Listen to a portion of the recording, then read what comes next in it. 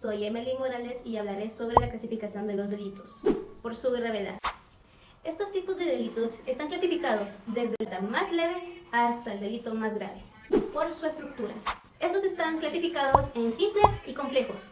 Los simples son aquellos que están clasificados en los que violan a un solo bien jurídico, mientras que los más complejos violan desde varios diversos bienes jurídicos.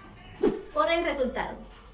Estos se dividen en 4 tipos, los cuales son daño, peligro, instantánea y permanentes. Los delitos de daño lesionan un bien jurídico tutelado produciendo una modificación en el mundo exterior.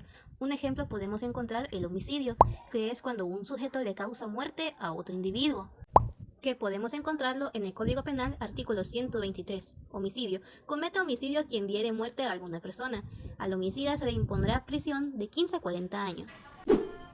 Por su ilicitud y motivaciones. Estos delitos se clasifican en cuanto a peligro pueden afectar de una persona individual a un grupo de personas de manera política o social. Referente a los delitos comunes, podemos dar un vistazo en el Código Penal, en el capítulo 5 de la estafa, el artículo 263, estafa propia. Comete estafa quien, induciendo a error a otro, mediante ardid o engaño, lo defraudare en su patrimonio en perjuicio propio o ajeno. El responsable de este delito será sancionado con prisión de 6 meses a 4 años y multa de 200 a 10.000 quetzales. Por la forma de acción. Estos delitos pueden ser comisión, omisión, comisión por omisión y simple actividad. Por su grado de voluntariedad o culpabilidad. Estos pueden ser de 3 tipos: dolosos, preterintencional y culposos. Están clasificados en qué tan metida puede estar la persona al momento de realizar dicho delito. Referente a los delitos culposos, podemos ir al Código Penal en el título 2 del delito a través del artículo 12, delito culposo. El delito es culposo con ocasión de acciones u omisiones lícitas, se causa un mal por imprudencia, negligencia o impericia. Los hechos culposos son punibles en los casos expresamente determinados por la ley. Pluralidad de los delitos. El concurso de delitos es cuando un sujeto es autor de varias infracciones penales, las cuales se pueden dividir en concursos reales o materiales y concursos ideales o formales. Concurso real o material. Consiste en la existencia de varias conductas que producen varios resultados delictivos. Conducta ideal o formal. Es la ejecución de la conducta frente a la realización de varias conductas para el llamado concurso real, y en ambos la producción de varios resultados. Delito continuado. Consiste en 2 o varias acciones homogéneas, pero en distintos tiempos, pero en análogas ocasiones que infringen la norma jurídica o varias normas con igual o semejante naturaleza. Elementos accidentales del delito. En nuestro ordenamiento jurídico se denomina circunstancias que modifican la responsabilidad penal, las cuales están contenidas en los artículos 26 y 27 del Código Penal. La antijuricidad y la culpabilidad, como elementos positivos del delito, son susceptibles de sufrir cambios y varían en su intensidad, repercutiendo en la menor o mayor gravedad del hecho. Estos son accidentales porque se den o no, el delito existe y solo debe observarse cuando forman parte de los integrantes del propósito o impulsos del sujeto. La importancia de los mismos es demostrar el grado de peligrosidad social, o sea, la inadaptación o desacomodación del sujeto en una comunidad. En algunos delitos estas circunstancias son elementos sustanciales, como la premeditación y la alevosía en el asesinato. El Código Penal, en sus artículos 26 y 27, se refiere a los mismos, y como finalidad última de los mismos tienen la fijación de pena entre el mínimo y máximo que establece la ley penal en cada figura delictiva. Los elementos positivos, estos dice que son los que afirman la existencia del delito y afirma la responsabilidad penal del sujeto activo, y los elementos negativos son los que destruyen la conformación del delito desde el punto de vista jurídico y en todo caso eliminan la responsabilidad penal del sujeto activo. Sujeto, objeto y bien jurídico tutelado en el delito. Sujeto del delito. El sujeto del delito se divide en 2, sujeto pasivo y sujeto activo. El sujeto activo. El sujeto activo es la persona física que comete el delito, también denominado delincuente, agente o criminal. criminal que es más utilizado en términos de criminología. La más adecuada es de los autores Héctor Aníbal de León Velasco y José Francisco de Mata en su libro titulado Derecho Penal Guatemalteco, lo cual indica textualmente que sujeto activo es quien realiza la acción, el comportamiento descrito en la ley, al ser la acción un acaecimiento dependiente de la voluntad, no puede ser atribuida ni por consiguiente realizada, sino por una persona humana. Sujeto pasivo del delito es la persona física o moral en quien recae el daño o peligro realizado por el sujeto activo. Por ejemplo, una persona que es asaltada, el sujeto pasivo es la persona asaltada, a quien se le infringió, a quien se le robó, siendo la contraparte el sujeto activo, en este caso el delincuente o ladrón. Objetos del delito. El objeto del delito no es ni la cosa ni el hombre sobre los que se ejercita la acción, pues el delito no se persigue como acto material, sino como ente jurídico, y de ahí que la acción material tendrá como objeto la cosa o el hombre, mientras que en el ente jurídico no puede tener por objeto sino una idea, el derecho violado que la ley protege mediante una prohibición. Objeto material, conformado por la persona o cosa sobre quien recae el daño o peligro, sobre la que se concreta la acción delictuosa. Por ejemplo, Pedro le roba una taza a María. En este caso, el objeto material es la taza. Objeto jurídico. Es el interés jurídicamente tutelado o protegido por el Estado. Es el bien protegido por la ley y que el hecho o la omisión criminal lesiona. Bien jurídico tutelado en el delito. El bien jurídico tutelado hace referencia a la protección jurídica que se otorga cuando distintos intereses humanos son receptados y regulados por el derecho de manera tal que se transforman en bienes jurídicos como un estatus especial al que se derivan consecuencias jurídicas. Por ejemplo, el artículo número 3 de la Constitución de la República de Guatemala. El Estado garantiza y protege la vida humana desde su concepción, así como la integridad y la seguridad de la persona. En este caso, el bien jurídico es el derecho a la vida. Autoría y participación en el delito.